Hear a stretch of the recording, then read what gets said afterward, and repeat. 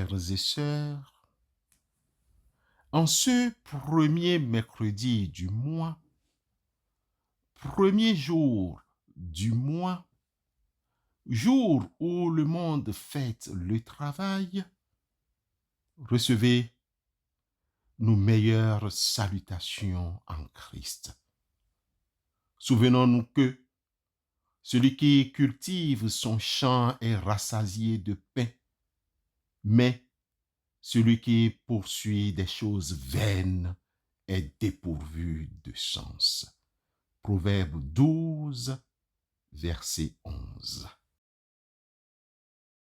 Jésus, à toi j'appartiens pour jamais. Viens à mon âme habiter désormais. Divine et amoureux, Dieu tout y donne. Par ton Saint-Esprit, moi pur comme toi. Pur comme toi. Pur comme toi. Par ton Saint-Esprit, moi à toi j'appartiens pour jamais. Viens à mon âme habiter désormais. Divine et parfumée, briser toute idole. Par ton Saint-Esprit, moi pur comme toi. Pur comme toi. Pur comme toi. Par ton Saint-Esprit, moi pur. Bien-aimés frères et sœurs, le deuxième écrit épistolaire de Paul aux Thessaloniciens, chapitre 3, les versets 8 à 13, nous offre un message pertinent pour la fête du travail.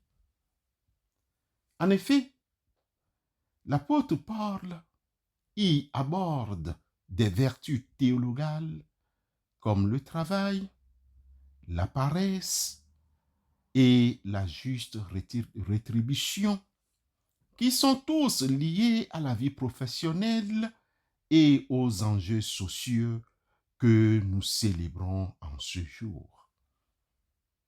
Nous n'avons mangé gratuitement le pain de personne, mais dans le travail et dans la peine, nous avons été nuit et jour à l'œuvre pour n'être à charge à aucun de vous. Ce n'est pas que nous n'en eussions le droit, mais nous avons voulu vous donner en nous-mêmes un modèle à imiter. Car lorsque nous étions chez vous, nous vous disions expressement, si quelqu'un ne veut pas travailler, qu'il ne mange pas non plus. Nous apprenons cependant qu'il y a parmi vous quelques-uns qui vivent dans le désordre, qui ne travaillent pas, mais qui s'occupent des futilités. Nous invitons ces gens-là et nous les exhortons par le Seigneur Jésus-Christ à manger leur propre faim en travaillant paisiblement. Pour vous, frères, ne vous lassez pas de faire le bien. 2 Thessaloniciens 3, versets 8 à 13. Chers frères et sœurs dans la foi, dans une interprétation pratique, ce passage soulève quelques interrogations. Comment pouvons-nous nous mettre en pratique les principes de diligence, d'entraide, de justice sociale dans notre vie familiale et professionnelle? Quelles actions pouvons-nous mener pour promouvoir des conditions de travail dignes et une juste rémunération pour tous? Comment pouvons-nous soutenir ceux et celles qui sont dans l'incapacité de travailler et qui ont besoin d'aide? En effet, un travail implique une dignité. Ainsi, il est nécessaire de travailler dans la dignité. Dès le verset 8, Paul affirme son propre exemple en déclarant: nous n'avons pas mangé gratuitement le pain de personne, mais nous avons travaillé avec effort et fatigue, nuit et jour, pour ne charger aucun de vous. 2 Thessaloniciens 3, verset 8. Paul met ainsi en avant la valeur du travail comme moyen de subvenir à ses besoins, aux besoins de la famille et de contribuer à l'évolution de la société. Loin d'être une simple corvée, le travail était pour Paul une source de dignité et d'accomplissement. D'ailleurs, bien-aimés frères et sœurs, Paul invite avec acuité les Thessaloniciens à travailler paisiblement et manger leur propre pain. 2 Thessaloniciens 3, verset 12. Cette invitation est réitérée aujourd'hui pour nous tous, à l'exception de ceux et celles qui sont malades, ou les personnes pensionnées, ou bien ceux et celles qui vivent avec leur handicap quelconque qui les empêche de travailler. Cette exhortation à la diligence et à l'autonomie résonne particulièrement en cette journée où nous honorons les travailleurs et le travail et leur contribution à la vie économique. Il se produira des épines et des ronces, et tu mangeras de l'herbe des champs. C'est à la sueur de ton visage que tu mangeras du pain, jusqu'à ce que tu retournes dans la terre, d'où tu as été pris, car tu es poussière, et tu retourneras dans la poussière. Nous rappelle alors Genèse chapitre 3, les versets 18 et 19. Bien-aimés, sur la recommandation biblique précédente, nous devons lutter contre la paresse et orienter les conditions d'entraide. L'apôtre Paul critique sévèrement et conseille ceux et celles qui vivent dans la promesse et profitent du travail des autres. Il déclare: nous apprenons aussi que quelques-uns parmi vous vivent dans le désordre, ne travaillent pas et ne font que s'agiter. 2 Thessaloniciens 3, verset 11. Cette attitude est inacceptable pour Paul et par ricochet inacceptable dans notre société séculaire. La paresse va à l'encontre du principe de justice, de solidarité et des vertus théologales qui doivent régir la communauté. En opposition à la paresse, Paul encourage les Thessaloniciens et par ricochet, l'apôtre nous encourage aussi à s'entraider avec amour. 2 Thessaloniciens 3, verset 12. Cette entraide se manifeste notamment par le fait de travailler avec diligence et de partager le fruit de son travail avec ceux et celles qui en ont besoin. Bien-aimés, à travers le travail et le travail bien fait, nous devons atteindre la juste rétribution et la récompense. C'est pourquoi Paul évoque la question de la juste rétribution en affirmant: il affirme que tous ceux qui ne veulent pas travailler ne mangent pas non plus. 2 Thessaloniciens 3, verset 10.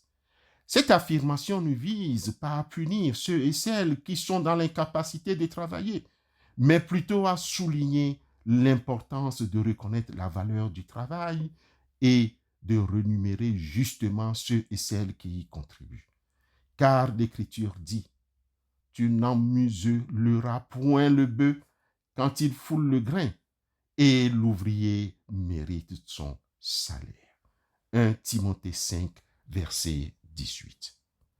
Chers frères et sœurs en Christ, en cette fête du travail, il est important de réfléchir à la juste répartition des richesses et à l'accès à des conditions de travail dignes pour tous.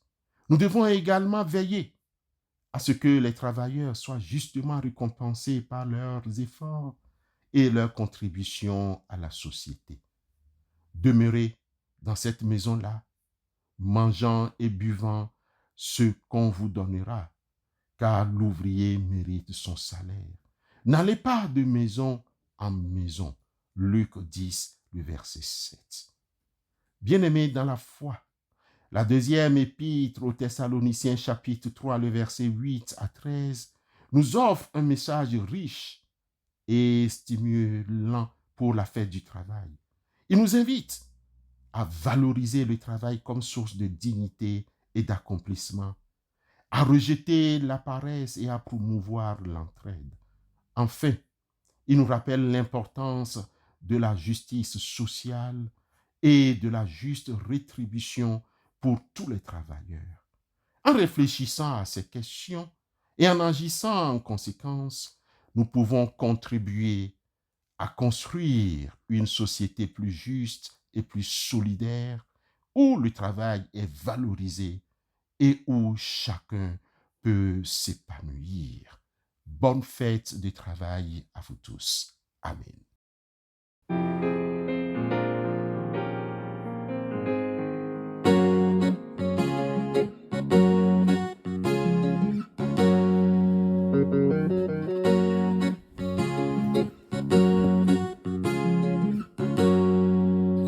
Jerusalem, Jerusalem,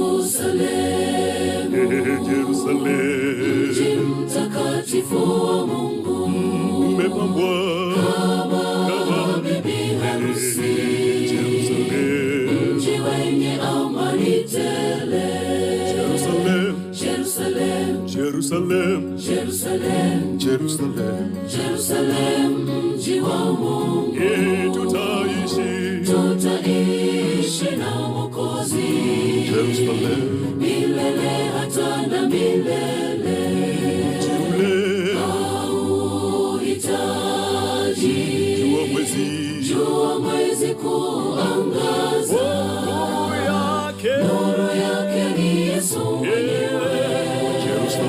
Jerusalem, mji wa Mungu. Jerusalem, Jerusalem, Jerusalem, Jerusalem, oh Jerusalem, Jerusalem, mji wa Mungu. Tutaishi na Mwokozi milele hata na milele. Tutakwenda na Yesu huko juu, kwenye makao ya milele. shida zote, huzuni, tabu na magonjwa, Jerusalem, hata kifo kitatoe. Prions Dieu. Seigneur Dieu, en ce jour béni où le monde entier fête le travail, regarde-nous, regarde nos pays et le travail de chacun. Regarde nos familles. Seigneur, à toi le travail n'a pas manqué. Tu as été charpentier. Tu es heureux. Seigneur, le travail nous manque. Les idoles, la paresse veulent nous voler la dignité. Les systèmes injustes veulent nous voler l'espérance. Seigneur, ne nous laisse pas seuls. Apprends-nous à nous aider les uns les autres. Que nous oublions un peu l'égoïsme et sentions dans nos cœurs le nous, ton peuple, qui veut aller de l'avant. Que nous ne manquions pas de ce qui est nécessaire et convenable afin de continuer à vivre honnêtement, travailler généreusement, aimer sans limite. Seigneur Jésus, à toi le travail ne manqua pas. Donne-nous du travail enseigne-nous à lutter pour le travail et bénis-nous tous au nom du Père, du Fils et du Saint-Esprit. Amen.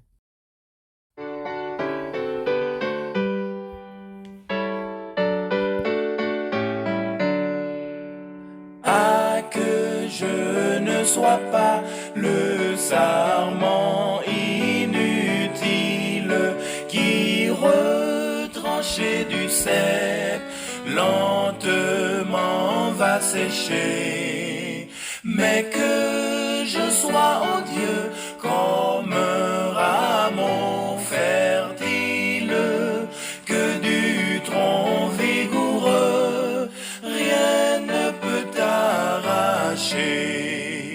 Demeure en moi Jésus, et qu'en toi je demeure, trouvant dans ton amour le plus fort des liens, portant beaucoup de fruits chaque jour à chaque heure, et renonçant à tout pour jouir des vrais biens. Avant de nous séparer, avant de vaquer à toutes occupations, recevons, bien-aimés frères et sœurs, la bénédiction qui vient de Dieu lui-même. Si vous marchez selon mes décrets, si vous gardez mes commandements et les mettez en pratique, je vous donnerai en leur saison les pluies qu'il vous faut. La terre donnera ses produits et l'arbre de la campagne ses fruits. Allez dans la joie et dans le travail du Seigneur. Amen.